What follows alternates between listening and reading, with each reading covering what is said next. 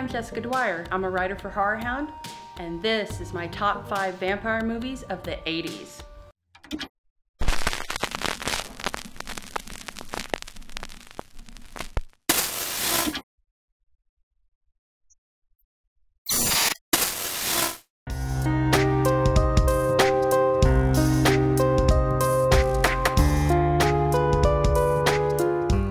Number 5, Sundown, The Vampire in Retreat.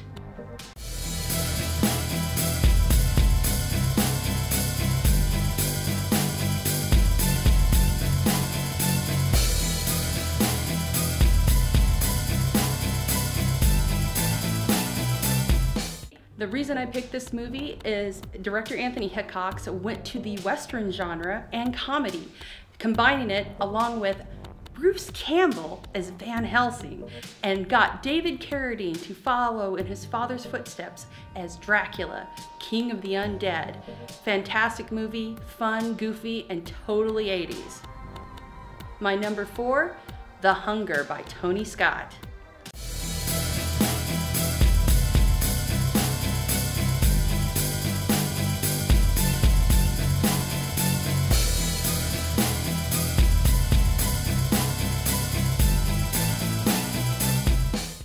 The reason I picked The Hunger, not only because David Bowie is a vampire, come on, but Susan Sarandon, just this beautiful film that encapsulates the 80s and is the first time we've really seen a female vampire in her element. It's just a beautiful film. The music is amazing. I mean, the Baja's For the Love of God, it just rocks, and it's just perfect.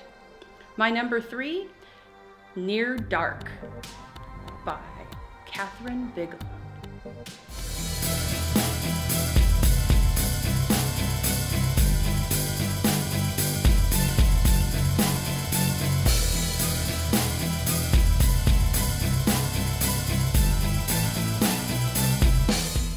The reason I picked Near Dark, I mean, look at this cast.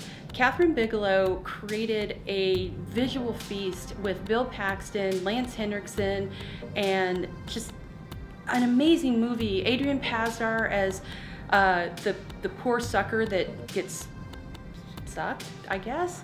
And it's just beautifully shot. You have this gypsy band of vampires that I would have loved to have seen the backstories for, just from all different eras. And it just is an amazing, amazing film.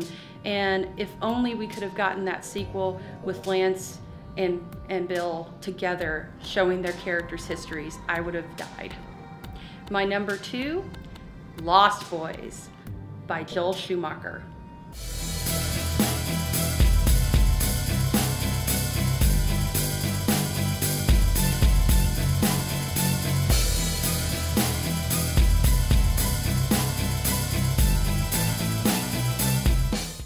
Lost Boys is a classic.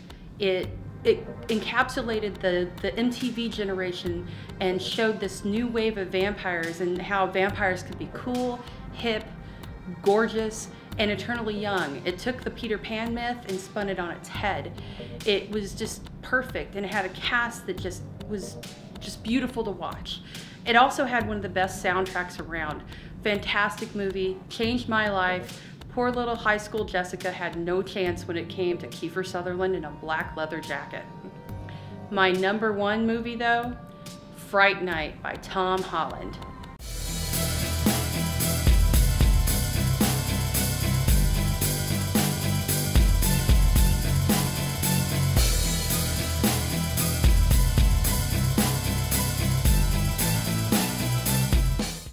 The reason I picked Fright Night for my number 1 is it was the bridge between classic vampires and modern vampires, and it gave us a sympathetic vampire in Jerry Dandridge, and you're not going to convince me otherwise.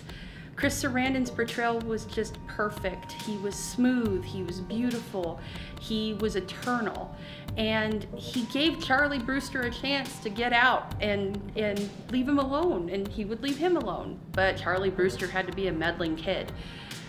You also had Peter Vincent, who was the heart of that movie, and it was Roddy McDowall. and it just was filled with so much love and respect for those classic Hammer films. And I mean, Chris Sarandon was the one who created that whole backstory with Amy being reincarnated, a reincarnation of his lost love.